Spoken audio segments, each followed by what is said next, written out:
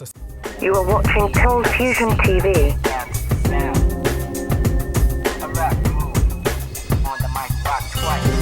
Hi, and welcome to another ColdFusion video. I love innovation, and I think it's great when companies take a risk in a mature industry and have a successful outcome. The Nintendo Switch is seeming to be one of those stories. In this quick video, we'll see what's going on. Nintendo was a powerhouse of home and portable gaming in the 80s, 90s and early 2000s. They had smash hits with the Nintendo Entertainment System, N64 and Game Boy series respectively. The company provided endless hours of entertainment for millions around the globe, but recently things haven't been as bright. After the release of the original Wii console, they've been struggling to find their groove until 2017, that is. In recent months, it looks like they've found the perfect formula, the Nintendo Switch, a mobile gaming unit that turns into a full home console in one seamless experience. Released in March of 2017, the Nintendo Switch has become the fastest selling gaming system in Nintendo's history. The company sold 906,000 units in the month of March in the US, and the Japanese market bought more than 500,000 devices in that same period. All of this was a new record for Nintendo. Strangely enough, the biggest hurdle to selling even more Switch units was Nintendo's ability to manufacture the device. According to one spokesperson, shipments have not yet been able to keep up with such high demand. In response, the company recently announced plans to double production. This will mean an additional 8 million Switch systems to be manufactured by April of 2018. The Switch isn't the fastest selling console of all time though, that title belongs to the PlayStation 4. Launched in November of 2013, 4 million units were already sold by December of that year. But to Nintendo's credit, the Switch was launched at a very odd time, in March, well before the holiday season, putting it at a disadvantage. So what's the technology behind the Nintendo Switch, and how are they able to fit a game console in such a small form factor? The secret is what appears to be a modified NVIDIA Tegra X1 chip. I use the word appears because Nintendo hasn't given the official word of what chip they're using, but the people that have teared down the device say that the chip looks the same as a Tegra X1 chip. The X1 chip has 256 graphics cores and uses something called a Maxwell architecture, which is also found in NVIDIA's desktop graphics cards. This architecture is designed from the ground up to be powerful, scalable, and power efficient. In a video that I did back in 2014, I talked about the previous generation of the Maxwell architecture and got a bit of a hard time from people when I said that this would be part of the future of gaming. It obviously goes without saying that PCs and high-end consoles are still much more powerful. The bottom line is that for the first time, all platforms can share a common game engine.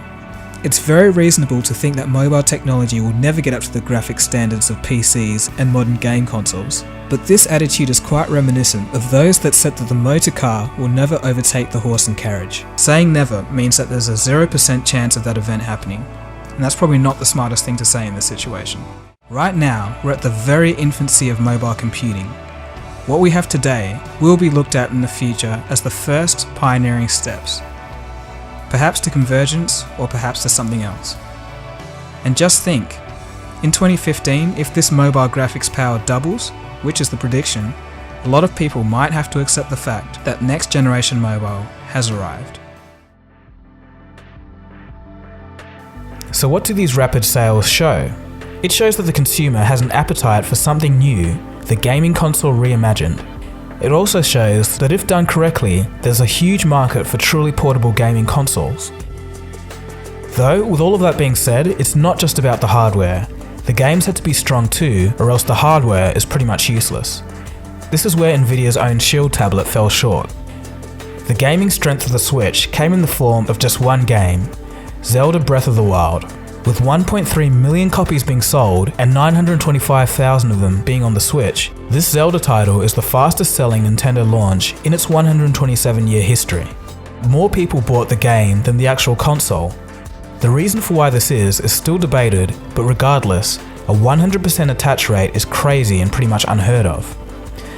To put this all into perspective for Nintendo, the only real case where something similar happened was back in 1996 when the company released the iconic Nintendo 64.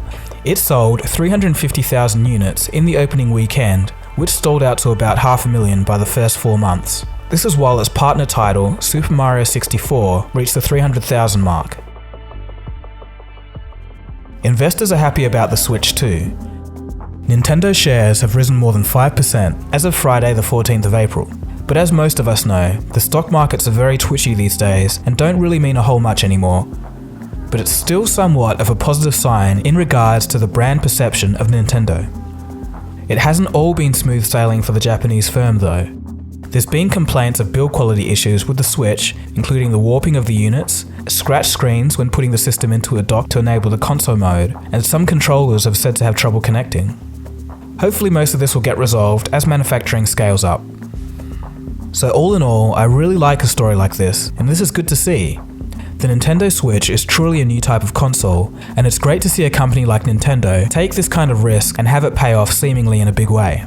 Obviously it's too early to call this gamble as being out of the woods 100%, but it's definitely a good start. And if the Switch gets more solid gaming titles, things can only get better for Nintendo and the consumer.